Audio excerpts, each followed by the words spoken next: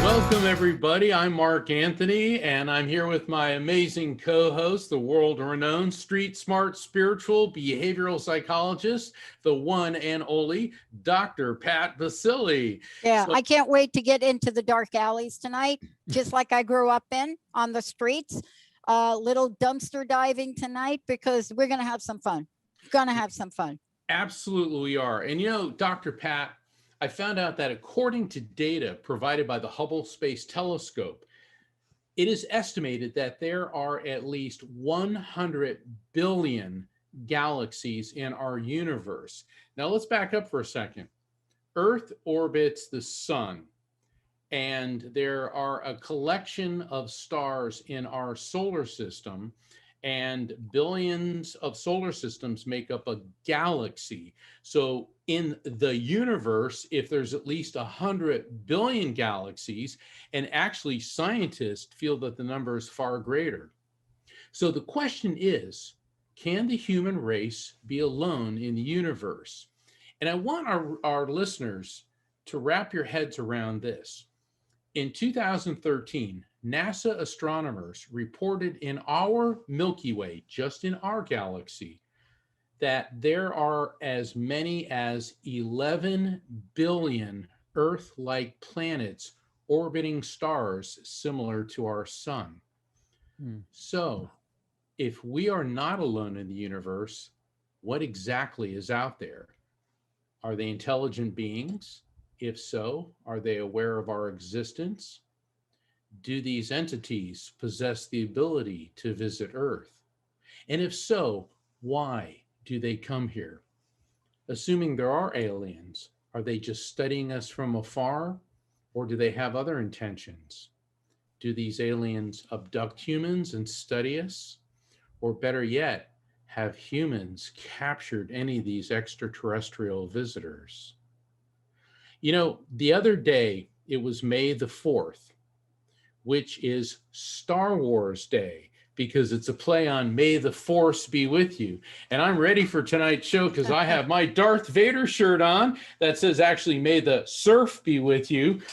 Hey, look, I live in a surfing community, but May the 4th was not just Star Wars Day this year. It was also the release date of an amazing new book, which brings us to our guest, Alan Steinfeld.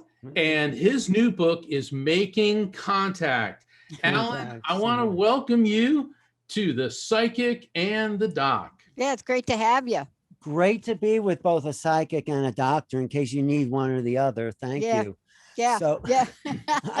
I also want to add, when your statistics, supposedly there are more stars in the universe than there are grains of sand on all the beaches in the world. Can you imagine that? I Oh, mean, yeah. Yeah, it really gets overwhelming. You know, as a psychic medium, I deal with interdimensional communication. I'm communicating with a different dimension, and I know that I'm just interfacing with eternity.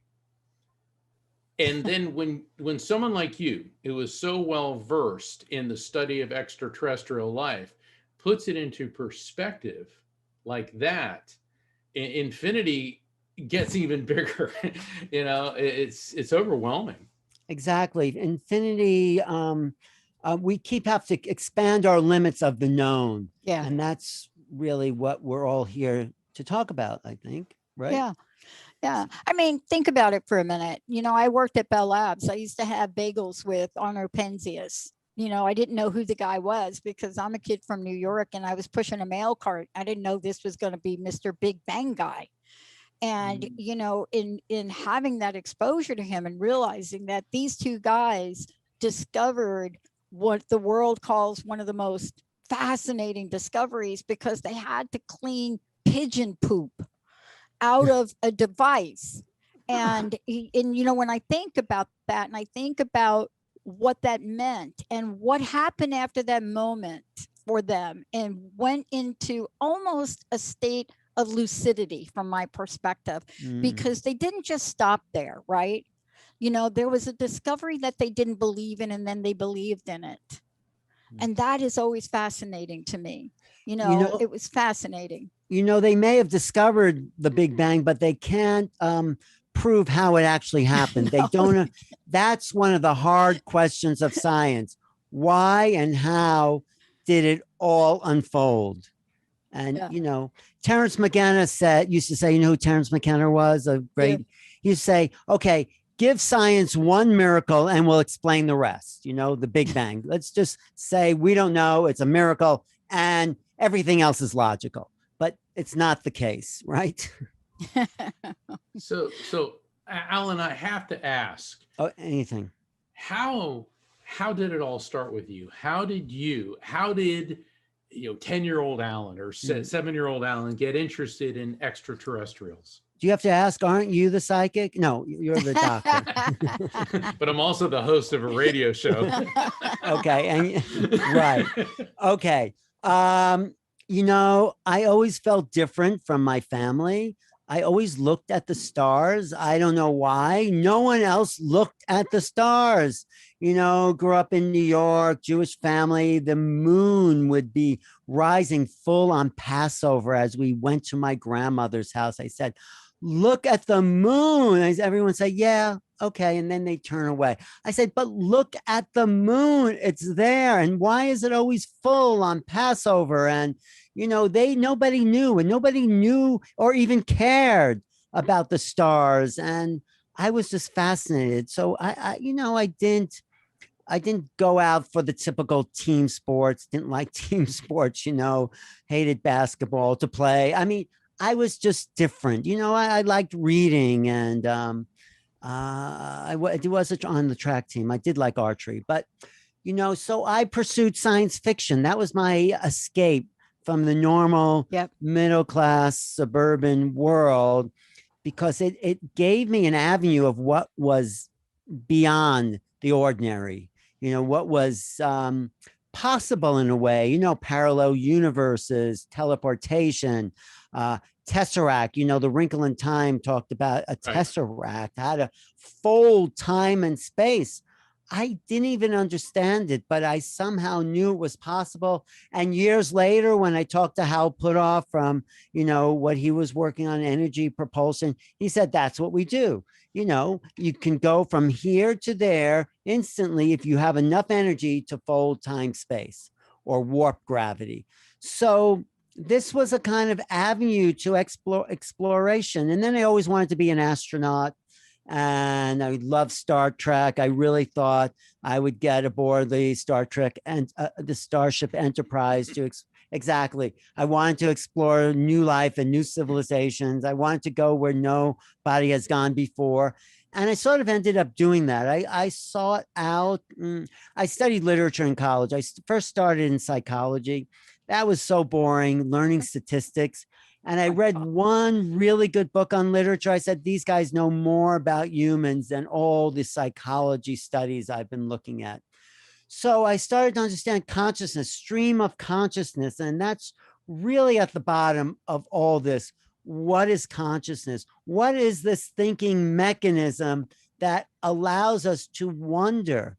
That's another hard question. There's no way of explaining how these neurons that are sort of electrical pulses create the thinking being. I mean, that is a mystery, and it will remain a mystery because we have to realize we are part of the mystery. So I went into mystical studies because I wanted to get more from consciousness literature to mysticism to having my own experiences. So that sort of was my path to the UFOs.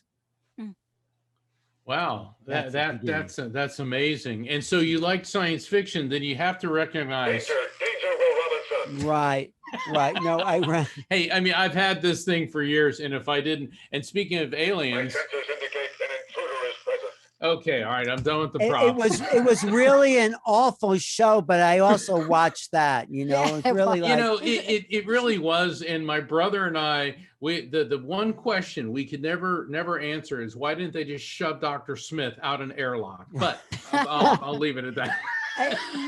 it was like the Gilligan's Island of outer space. You know, It really was. It really was. But Star Trek had some really good concepts, you Yeah. know, in its teleportation, little those devices that would scan the body. I mean, I think that's all coming true now. Well, I mean, look at the technology of Star Trek. Our cell phone, Exactly. that's a And- tricorder.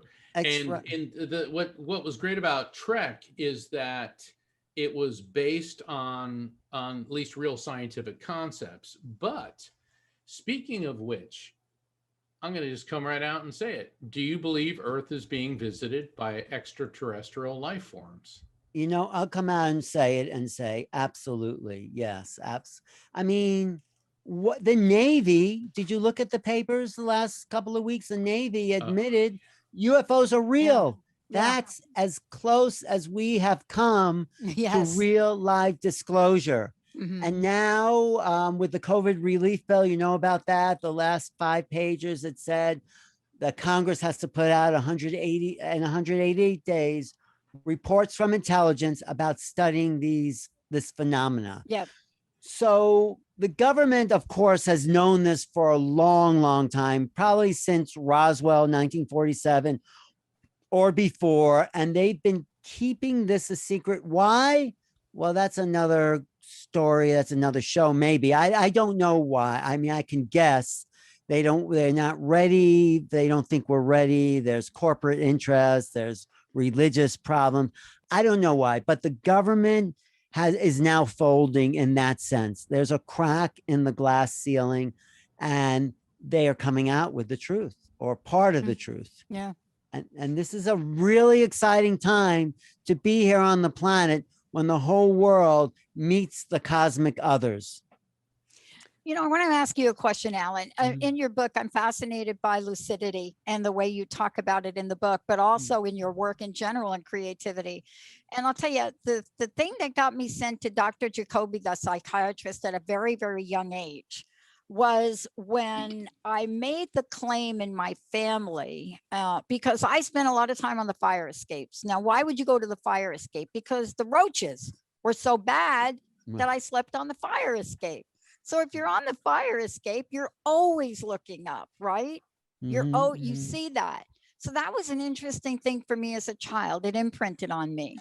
And one of the questions or statements that I would walk around saying was that every time a television show came on, every time something, the giant behemoth, you know, the Colossus of New York, any of those shows, those black and white things with the spacecraft, you know, kind of wobbling, I would stand up and say, they got the idea from the real people. Now, and I never let go of it. Now, can you imagine going up in a family in the Bronx and you're telling your parents every dinner that there are creatures up there telling us what to put on TV? You're Dr. probably an Jacoby. update. I bet you're an abductee. I bet you've had childhood experiences. We should regress you right here to find out what's going on. I'm telling you, I must have had them, but I never let go of that. I don't care how many visits to Dr. Jacoby and how many pills. It actually, with the medication, it actually got better for me, but worse for them. Right. Because I never let go of that idea. And as I grew up and I watched more and more movies, I thought to myself, Jim Cameron did not create Avatar. There's no way on the face of the earth that he didn't get a download to create that movie. Absolutely. Those are my thoughts. I think we're getting messages all the time. Well, I'm so happy you mentioned the term lucidity, because most of the people I talk to have no idea what that word means, and since you know what it means, I mean, it's the awareness of awareness, basically, the lucid sense of being. That is what I say in my chapter in the book, that we need to practice in order to meet these beings on an even playing field, because their consciousness, and you're both familiar, mediums and psychics, with altered states of consciousness. You actually have to go into an altered state to be a medium or a psychic. Well, imagine a distortion of that field. These entities, beings, creatures, whatever they are that are non-human, we can just call them non-human, in my experience, have a different, let's say, psychic gravity field around them. They think differently. They distort our field. They are from a different vibratory rate. And my theory, and this is just my theory, I haven't heard anyone else say it, because they're from a different star, they're from a different sun, and each sun sets the vibratory rate of the thinking beings of those star systems. They emanate a particular frequency, like a different range on the radio. So we're set to a particular frequency because our sun, which is sort of equates consciousness, light, enlightenment, has a particular energy to it. And other beings from another system, they distort our field. So we need to practice lucidity and go beyond the ordinary consciousness if we're going to really start making contact. Yeah. Go ahead. Go ahead, Mark. I'm sorry, Dr. Pat, go ahead, because you guys were in consciousness, because I just wanted to ask Alan, have you yourself seen a UFO, or have you yourself had any direct encounters with extraterrestrials? Yes. I saw a UFO in New York, Lower East Side. Yep. Lower East Side. What year? I can't wait to find out what year that was. What year was that? It was right after the Sarman and Garfunkel concert in Central Park. When was that? Was that 85 or 86, 1986 or something? It was around that. Yeah. And then I saw the ship as I was going home, and it looked like it emitted a blue light out of it. And I said to myself, did that just emit a blue light? And it did it again. So I saw one there. I saw one in New Mexico, the home of the UFO, when it was at the Lamy train station, which is the train station for Santa Fe. There was a cloud that looked like a finger. It looked like kind of, those kind of odd shaped clouds. And it was with a bunch of people, and everyone said, look at that cloud. And I said, okay, it's just a cloud. And then they said, look, and I didn't look, but they said, look, there's something there. I turned around, and it was this beam of light that was there. And then it waited for me to turn or something, and then it beamed out. So I saw, those are experiences. Those are just viewing experiences, but in dream states, and this is where lucidity has come in, I did have visitations. I have to say, I'm not that lucid. If I was more lucid, it wouldn't be in a dream state. Seriously, we have to practice lucidity. Yep, we do. I really think this is how we're going to start making contact. And I was not lucid enough. So it was just a kind of vague, this is a weird dream, but they gave me this little, I think, hybrid being to hold. And I said, this is weird. And then I went back to sleep. So that's some of my out there experiences. Yeah. But, they weren't dreams, because every night we have dreams and we forget them in the morning. Yeah. These dreams, you absolutely never forget. And if you ask anyone who they've dreamed of UFOs or ETs, they never forget them. So my theory is they're not dreams. You know, John Lennon in 1974, August 1974, he was on the east side, Upper East Side. He saw a UFO over the Yeah. East River there with May Pang. And he wrote this song afterwards, Dream Number 9, about that lucid awareness of these beings dancing in time and space. So anyway, that's Alan, some of it. Alan, Yeah. I want to make sure people know, for those of you Okay. out there, and I know, Jacob, you're putting the book up, right? Oh, good. And Thank I you. want everybody to know that well, okay, it doesn't work can't with the see. background. I can't see either. I know, but Jacob's putting it up. I want to make sure everybody knows we're talking about your book, Making Contact. But before we hop over and go to a Mhm. break, I want to know how we can find out about you also, and how we get a copy of the book here. Because Great. this really is a must read. I mean, there are a few things in here I just started to read and I thought, yeah, he's talking about spiritual culture right there. It is a spiritual culture. I wrote this as a kind of a spiritual introduction. I didn't write the whole thing. I No. collect. I'm a curator. It's like I asked 11 of my favorite UFO writers to come and write a chapter. I just gave them the title. I said, okay, I'm calling the book Making Contact. You run with it. And I got 11 different essays from the top in the field. If you know the field, Linda Moulton Howe.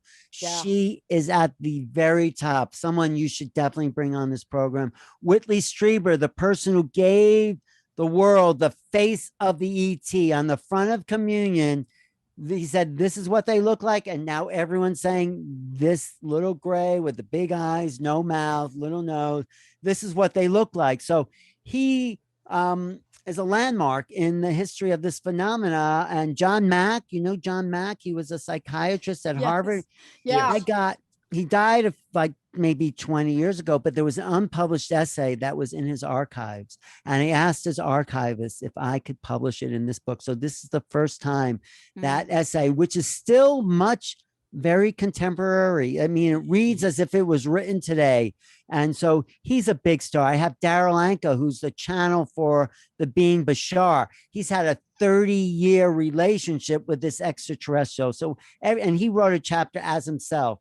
And then Nick Pope, Grant Cameron, JJ and Desiree Hurtak, Carolyn Corey, Mary Rodwell. She calls herself the alien lady. So these are I call them the Michael Jordans of our league. They are out in front, influencing thought. And I wanted them all in one collection. So it would create a narrative. So you go from the external, you know, the nuts and bolts, what the government's not telling us, to the internal. What does this mean in terms of consciousness? So get it on Amazon. Look up Making Contact on Amazon. Yes. Yeah. And one of the things we got somebody who wants to talk to you. We're going to bring her on right now. Sure. And, you know, I love that you brought different perspectives in, because everybody has a different voice. You know, not every voice is the same. This is not a one size fits all. Well, And that's because- exactly right. I thought no one has the whole truth. There is. Yeah. No one has figured this monkey out, whatever it is. And we need all these perspectives so the reader can put together their own understanding. I thought that was the best way to handle this. Yeah, absolutely. The chapter by the psychologist, Mac, John Mack. that one really, because I've actually done readings on abductees, and I've talked to several abductees, and the similarities of what happened to them, you know, it's uncanny. I talked to Nancy Tremaine, who was abducted in the early 60s as a little girl. In fact, I was on the phone earlier today with Calvin Parker, and he was abducted like, I think 15 or 16 years after that. And their accounts are so similar. Right. And after we go to the caller, and we may be taking a break at the bottom of the hour, I want to ask you about the different species that are coming here, because Absolutely. everyone I've spoken to that is in the know about extraterrestrials, it's not just one type of alien. We're being visited by multiple different species. I think so. Citizens of other, multiple planets. So, if we can, let's go to the caller. Yeah, Oh, we great. have Marcy here. Jacob, let's bring Marcy on. Oh, hey, Marcy, how's it going? Hey, great. Welcome to the show, Marcy. You're live. Thank you, Pat. Ellen, Marcy Newman here. How are you? Oh, I Marcy. am so thrilled for you.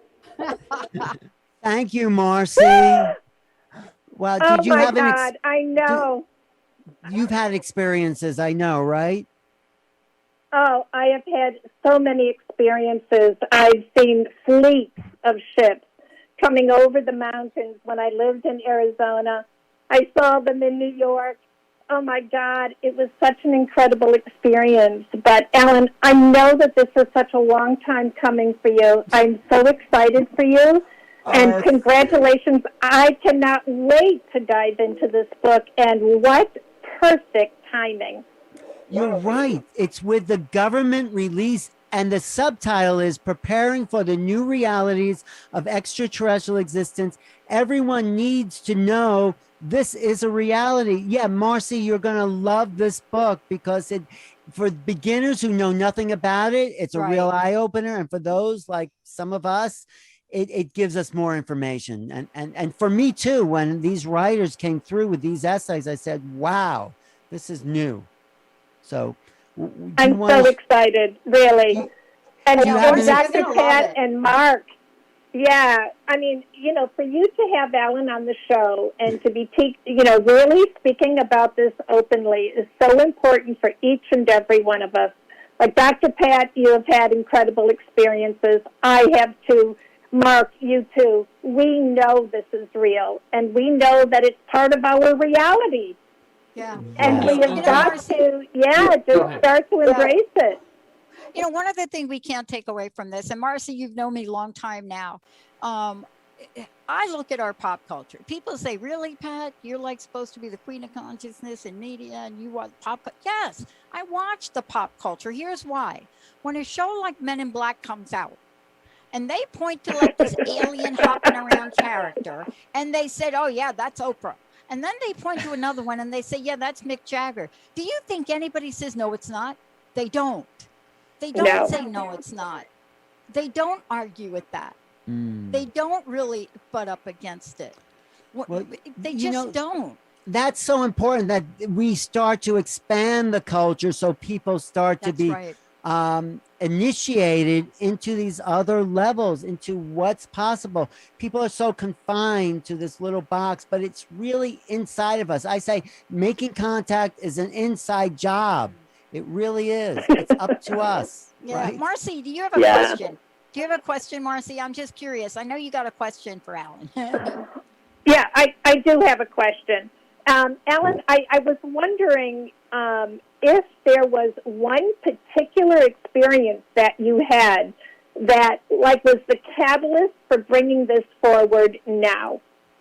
Yeah, well, the one experience that really sucked me down the rabbit hole, as Grant Cameron said, was when I was driving cross country with a girlfriend, and we pulled off the side of the road because we were tired, and we felt as if we were frozen or suspended animation, or time had stopped through the night, and we woke up in the same position we went to sleep in. And who even remembers that, And we felt really creeped out somehow, both of us, and we just needed to get out of there. And I had a mark on the back of my leg that it was a 4-pronged puncture mark. And I got back to New York, and I started to meet, by coincidence, other abductees. I finally met Bud Hopkins, the grandfather of the UFO abduction, and he turned John Mack and Whitley Strieber onto so many.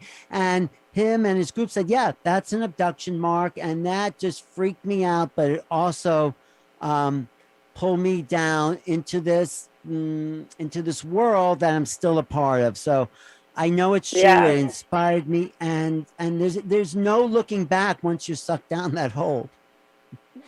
So that was the main that was an initiation. And I've had other experiences where I think I've donated sperm for an alien race. That's a little more personal, but yes, why not? Well, Sure. let me just roll with you, Marcy, and Mark. Yeah. You had a question, Marcy. Hang on with us for a minute because we're having a party now. Sure. Party. Yes, we Fire are. escape girl here. We're having a little party. Mark, look, from your perspective, you hear us talking about lucidity, and you're somebody that just lives in that world a lot. Yes. So you have helped many people that have come to you and have said, this is happening to me. You have such an in-depth insight that perhaps we don't have, where you're helping people and at the very depths, right, on the edge of consciousness and higher spiritual realm or lower spiritual realm. Give us your perspective on this book and give us your perspective on where the bridge is. Is there a bridge? Is there a bridge? Well, first off, what I like about the book is that it is a compilation of different experts. It's edgy and it's groundbreaking because it comes right out and says, this is real. And Alan, in your introduction, you don't spend a whole lot of time trying to convince anybody. Right. And the chapter or the chapters on consciousness, when I communicate with spirits and alternate dimensions, and I'm going into this different state and my frequency aligns with theirs. And so I get all this information. And, people look at me like, people who don't believe that you're crazy, you're making it up and all that.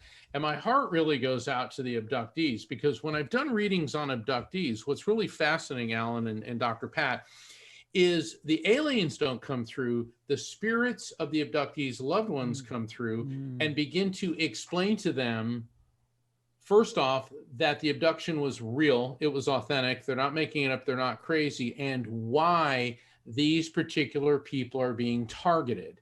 And if you give me just a moment, I've done readings on I think like 5 different abductees, and every single time it came up that they were targeted for a specific reason. And recently I was doing a reading for this woman and her son, and during the reading, something about a UFO came up. And they said, oh my God, they said, well, my son and I, we were out on a lake, and this object came out of the sky, it shined a light on us, and then it left. And I said, well, your spirits are telling you that you were close, but not what they wanted. No. Long story short, in all the readings that I've done, the spirits are telling the abductee, or telling them through me, that they're being targeted for a protein in their body, how they metabolize protein. And I had this when I was talking to Calvin Parker, I asked him, what happened after the experience? He goes, well, I couldn't get enough meat in me. I couldn't get enough. And then I was talking to a gentleman who's in MUFON, the Mutual UFO Network, and he's one of the investigators that goes, and I told him that, and he goes, really? He said, Mark, he said, that is really fascinating, because all of the abductees that we have interviewed have an insatiable craving for protein after the experience, and sodium, and it goes on and on and on. Okay, me Alan, too. I still crave meat. A good steak is something that really nourishes me. Sorry to the vegetarians out there, but yeah. But Alan, now that we've opened the protein door, in your book, it talks about the breeding program that these aliens are doing, that they have a reason why they're coming here. Tell us about that. One of the reasons they're coming here, for one of it, is to wake us up to the fact that it's all consciousness, that we need to get our act together. There's more to the human being than we've been told by our religions and media and politics and education. We are really infinite beings. And if you're a medium and interested in spirits, you know that. Yeah. But they're also coming here, especially the little grays, the little ones with the big eyes, because they've reached the end of their evolutionary cycle. They bred, this is my interpretation, passion and feeling and emotion out of them to be replaced with pure intellect. So they have these incredible intellects, but their genetic offspring, there are no genetic offsprings. There's no passion in them. They've reached a dead end. They have not gotten to God, if that's what you want to call it. So they need our our genetics, because in our genes, in our cells is emotional content. So, you know, you talk about people who've had heart transplants or liver transplants, they take on the emotions of the donor. And so they are, you know, what do they call, splicing our genetics with our emotion and passion for our eyes, our nose, our hair, and our capacity to feel and create. Creativity is a big part of what they're looking for, in with their incredible intellect, creating hybrids. And they are, I think, taking cows' blood, the blood of cows, as nourishment to incubate these hybrid beings in these huge sort of natural vats of blood and soft tissue from cows in order to grow these species, because they don't have wombs, these aliens. Sometimes human women find themselves pregnant for 3 months and then the fetus is taken out. And this has been a case, I think, if you read John Mack's book, Abductions, it's said there in many places. So the hybrid program by the Greys is a big part of why they're coming here and harvesting our really important genes, our creative genes, our passionate genes, and mixing with theirs. Does that make sense? Yeah. Marcy, you're still here too, right? Okay. Yeah, and I'm dying to ask a question too. Go ahead. That's what I was just going to jump in. I just want to tell everybody we're not going to take a break. So I just want to make sure everybody, Jacob, you're showing the book a lot, right, on social media? Thank you, Jacob. So Making Contact, Alan Steinfeld, of course, Making Contact is a fabulous book. It is the kind of book that I'm sitting here. I just moved into a new place. I got boxes everywhere. And I'm like, Linda, I got to read this out loud to you. It is that kind of book. The other thing I love about the book is there's so many different textures in this book. These stories have texture. A lot of time, you know, I've been doing this 17 years. Sometimes I get a book and it's like this, but it isn't. There's texture.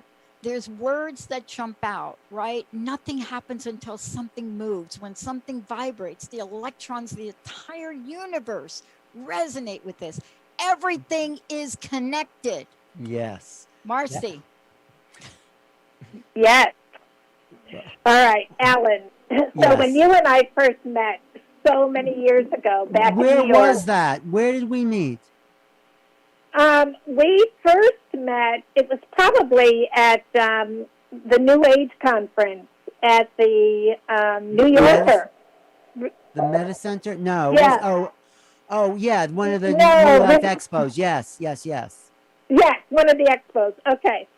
So at that time, I was in private practice, and a very large part of my practice was working with abductees and removing implants.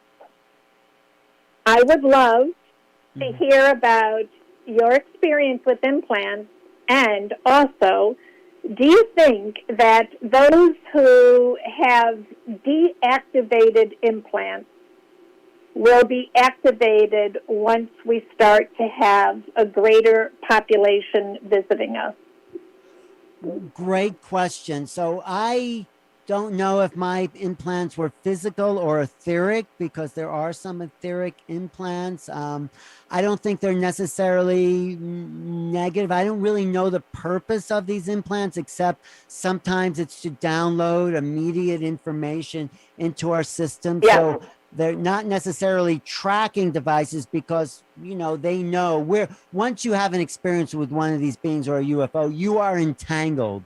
There's an entanglement quality that quantum physics talks about. So we're already entangled with these beings, but yet I think these implants, I don't even like the word implants. I would say they're tuning devices that help us connect to higher frequencies. Sometimes they show up physically. Roger Lear was a doctor. He was a podiatrist that would remove metal implants from people. But I think on the etheric level, and since we are becoming more energy beings, these are tuning us to a frequency that is, let's say, not post-human, but an upgrade of the human. And it's making us more creative, more explorers of the unknown. And so that's what I feel. You know, I think implants, for me, doesn't really do it, but I know what you mean. And Yeah, I'm sure. sorry, Alan. I mean, I want to ask a question.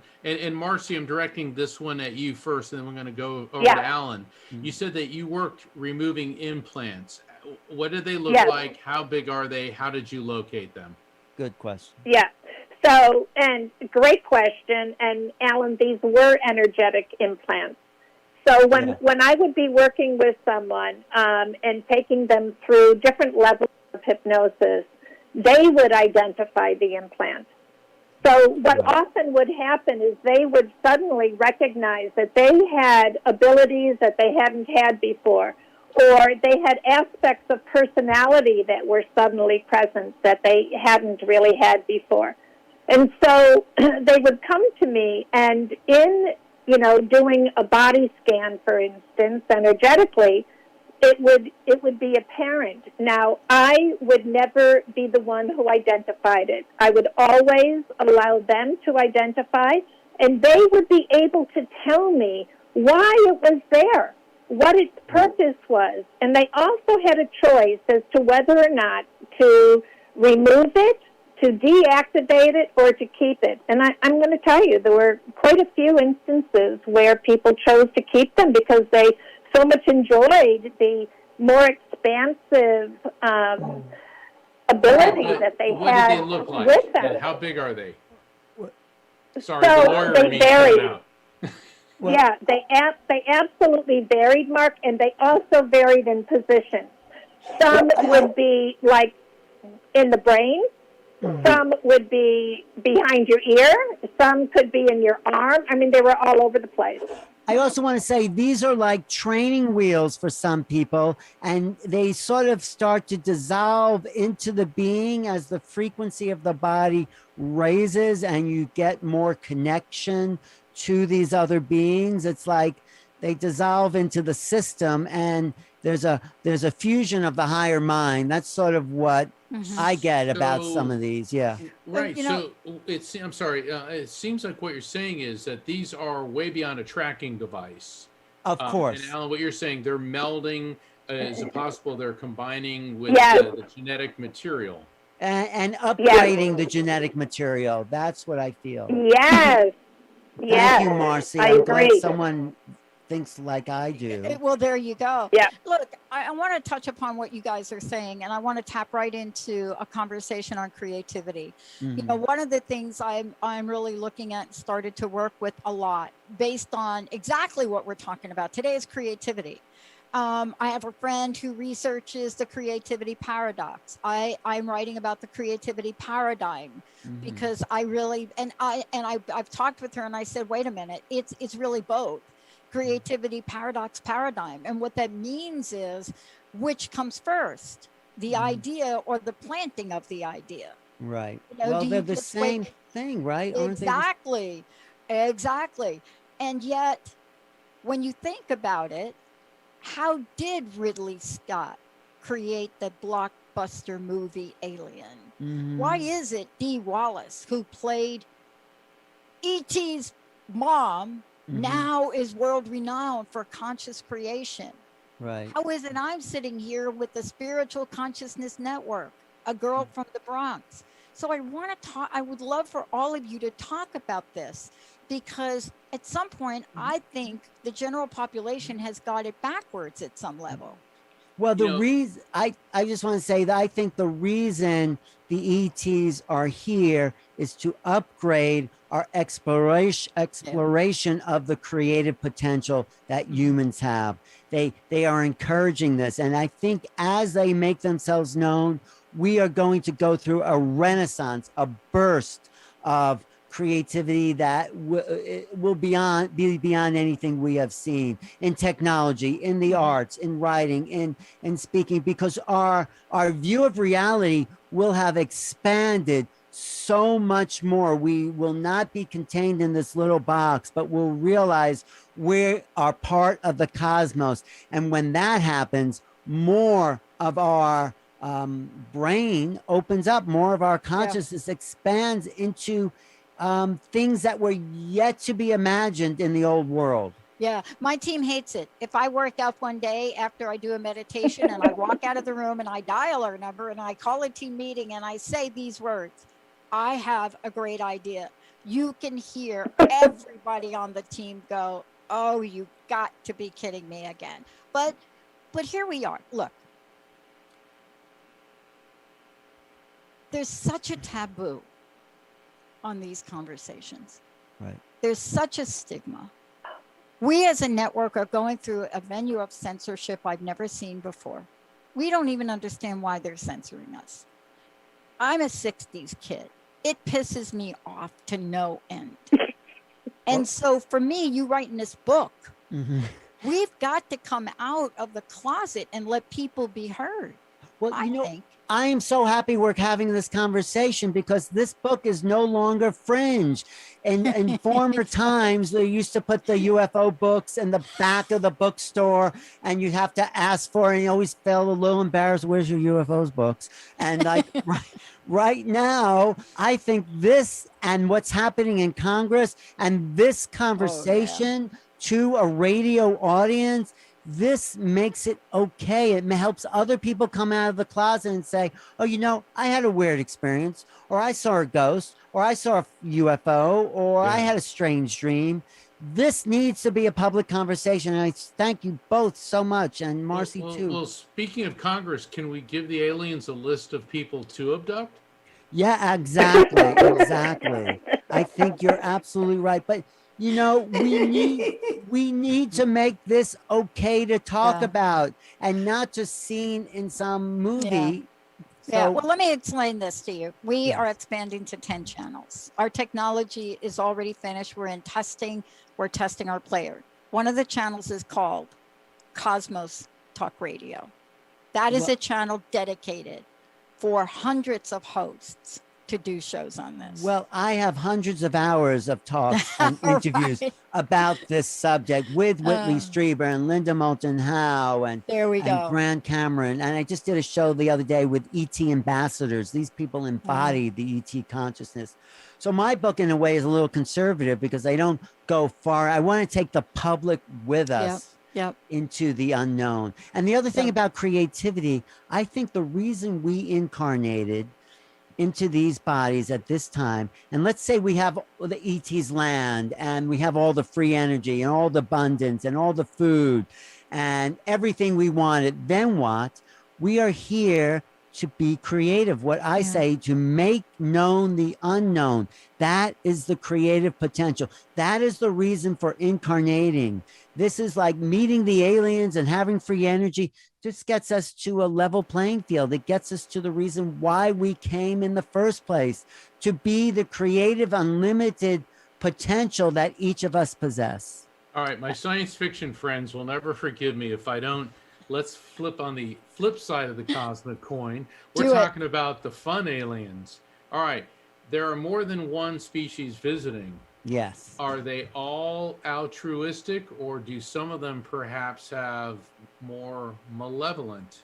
Well, it's like people, you know, everyone you meet, great people. There's some people who just want to get your money, or they want to sell you something, or they want something from you. And there's some people that are indifferent, and there's some truly genuine people that want to know about you and have a connection. And I think ETs are no different.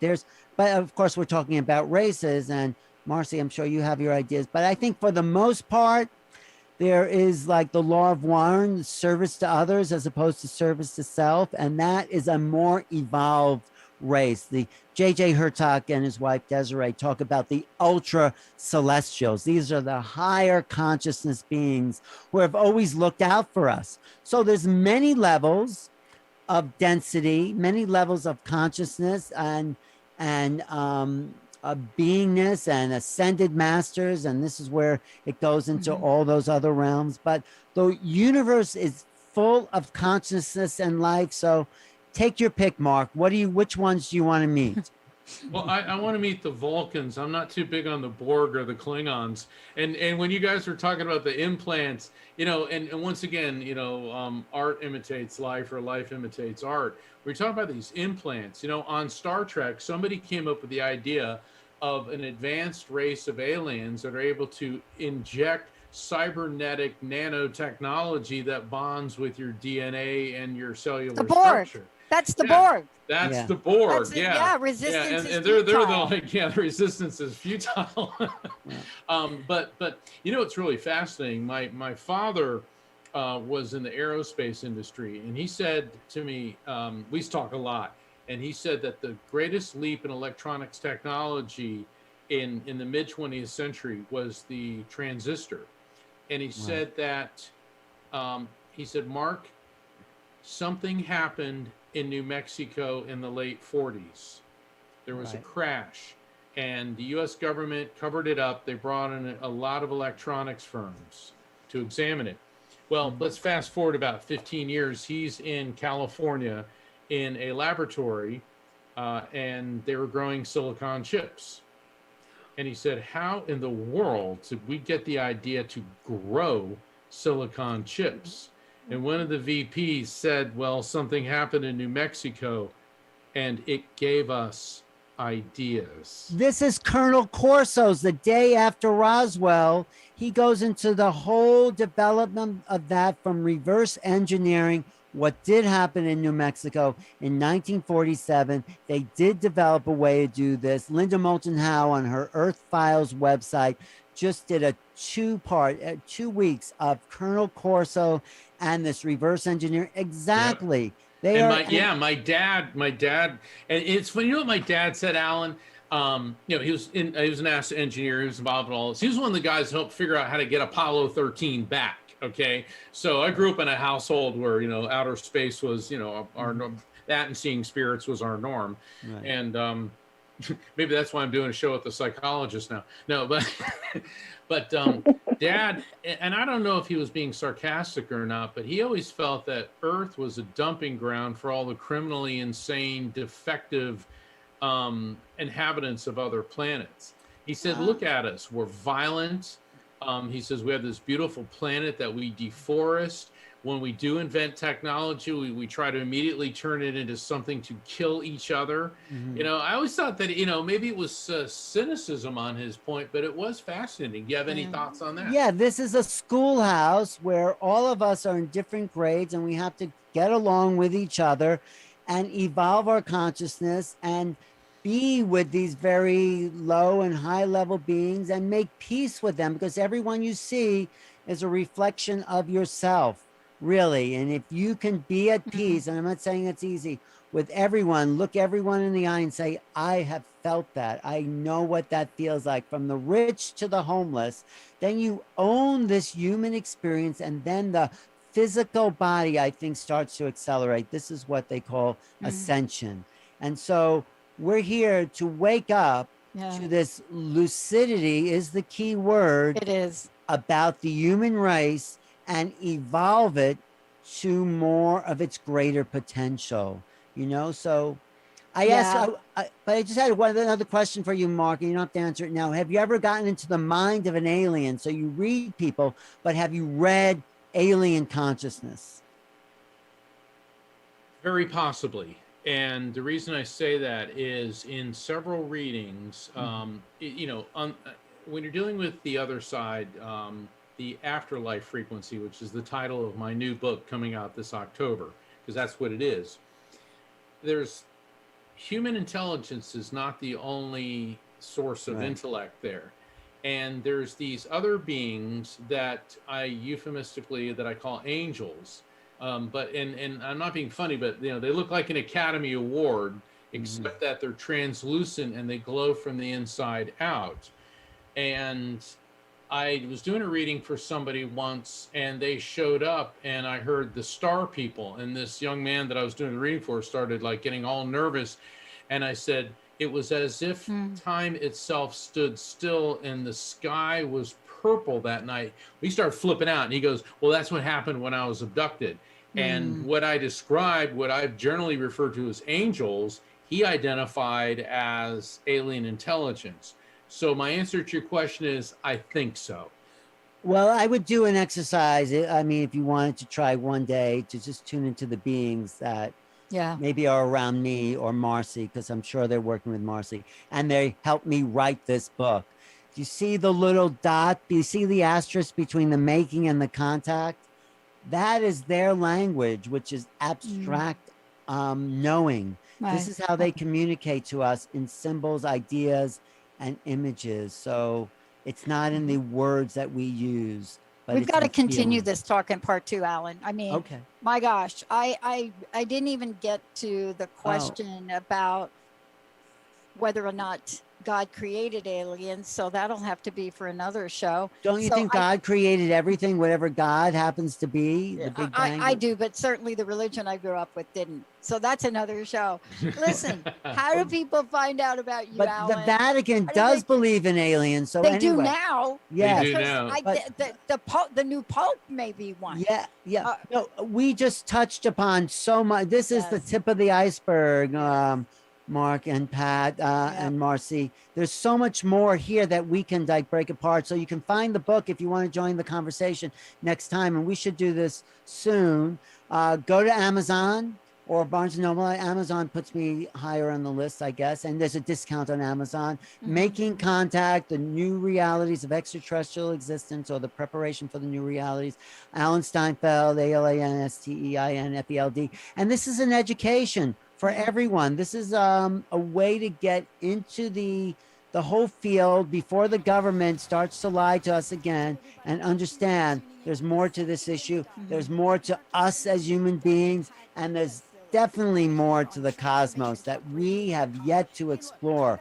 We are on the spaceship Enterprise, and there are new life and new civilization waiting to be known. This is the most exciting time in human history. I think this is where it's all coming down and folding and opening up to new reality. We've got to wrap up, but I want to say this. Thank you all to everybody here. And I just want to say one last thing, Jacob, if you don't mind, to all of your parents out there that listen to your children.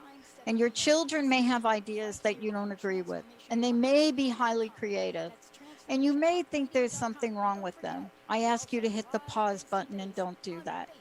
I ask you to listen with an open heart, care for your child, and perhaps we will all learn something. Thank you all. We'll see you next time. Hey, everybody. Thank you for tuning in to The Psychic and the Doc with Mark Anthony and me, Dr. Pat Baccili, right here on transformationtalkradio.com. Hey, look, come back next week so we can explore with you more of life's many challenges and learn from fascinating guests. And you know what? Even Mark and me.